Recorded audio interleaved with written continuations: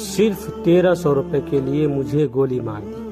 ایک بہت بڑے ڈاکٹر بتاتے ہیں کہ کچھ دن پہلے میرے پاس ایک نوجوان کو لایا گیا تھا جسے سر پر گولی لگی تھی۔ خون بہت زیادہ بہہ چکا تھا مگر نوجوان ابھی بھی ہوش میں تھا۔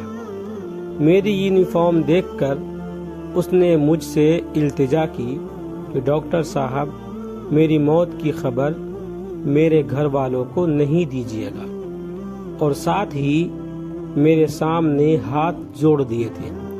مجھے حیرت تھی کہ میں اسے بچانے کے لیے پر امید تھا اور وہ شخص یقینی موت دیکھ کر بات کر رہا تھا۔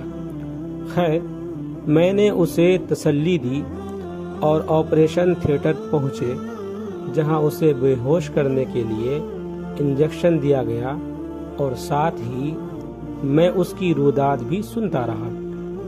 کہانی سناتے سناتے لڑکا بے ہوش ہو گیا اور اسی بے ہوشی کے دوران اس کی موت ہو گئی، مگر اس کی موت مجھے جھنجھوڑ کر رکھ گئی، شاید سننے والوں کو بھی جھنجھوڑ دے، اس لیے یہ واقعہ سنا رہا ہوں۔ جب لڑکے نے التجا کی میری موت کی خبر میرے گھر والوں کو نہیں دیجیے گا بلکہ لاش کو ایدھی سینٹر یا چھیپا کے حوالے کر دیجیے گا، تو میں نے اس سے پوچھا ایسی کیا وجہ ہے؟ اس نے بتایا میرے والد صاحب فوت ہو چکے ہیں، میری 3 چھوٹی بہنیں ہیں جنہوں نے پچھلے 2 دن سے کچھ نہیں کھایا۔ مجھے آج 2 دن کے بعد مزدوری ملی اور میں دہاڑی لگا کر آ رہا تھا کہ ڈاکوؤں نے راستے میں مجھے لوٹنے کی کوشش کی۔ میرے پاس کل دولت وہ آج کی دہاڑی لگ جانے والی مزدوری اور یہ ایک پرانا سا موبائل تھا۔ اگر صرف میری بات ہوتی تو میں شاید یہ 1300 روپے ڈاکوؤں کو دے دیتا، مگر مجھے پتا تھا گھر میں 2 دن سے بھوکی بیٹھی میری بہنیں روٹی کے انتظار میں میری راہ دیکھ رہی ہیں۔ یہ پیسے ڈاکو لے گئے تو میری بہنیں کیا کھائیں گی، جبکہ یہ لوگ خوف خدا سے خالی ہیں، یہ تو کسی اور کو بھی لوٹ لیں گے۔ اس لیے میں نے مزاحمت شروع کر دی اور ان ظالموں نے محض اس 1300 روپے کی خاطر مجھے گولی مار دی۔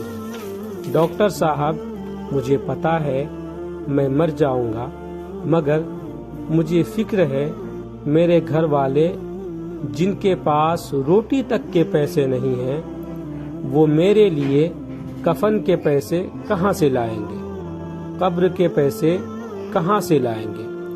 لہذا میرے گھر والوں کو میری موت کی خبر نہ دی جائے۔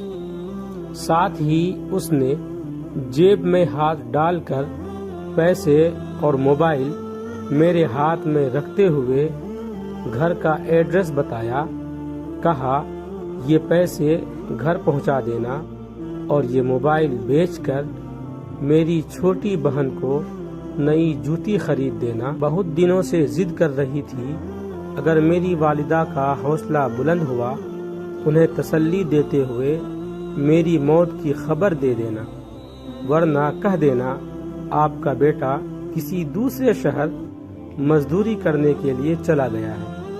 اس کے ساتھ ہی وہ نوجوان حالت غنودگی میں چلا گیا اور وہیں سے موت کے آغوش میں جا پہنچا۔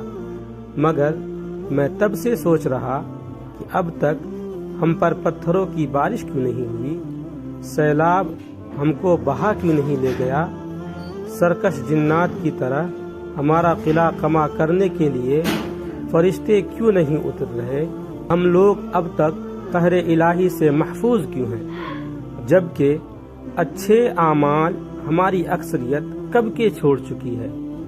جبکہ ایک انسان پر دوسرے انسان کی جان و مال اور عزت حرام ہے، زبردستی نہیں لے سکتے۔ انہی سوالات کو سوچتے ہوئے میں نے ہر چیز اس نوجوان کے گھر والوں تک پہنچائی۔ اپنی جیب سے اس کے کفن دفن کا انتظام کیا، ان لوگوں کے لیے مناسب روزگار کے لیے کوشش کر رہا ہوں۔ دوستو، ایسا ظالم ہم نہ بنے کچھ روپے کے لیے ہم کسی کی زندگی اور اس کے خاندان کی پوری زندگی تباہ و برباد کر دیں۔ ہماری ایک چھوٹی سی غلطی سے کسی کا پورا خاندان تباہ ہو سکتا ہے۔ ہمیشہ لوگوں کے فائدے کے لیے سوچیں، اصل زندگی یہی ہے۔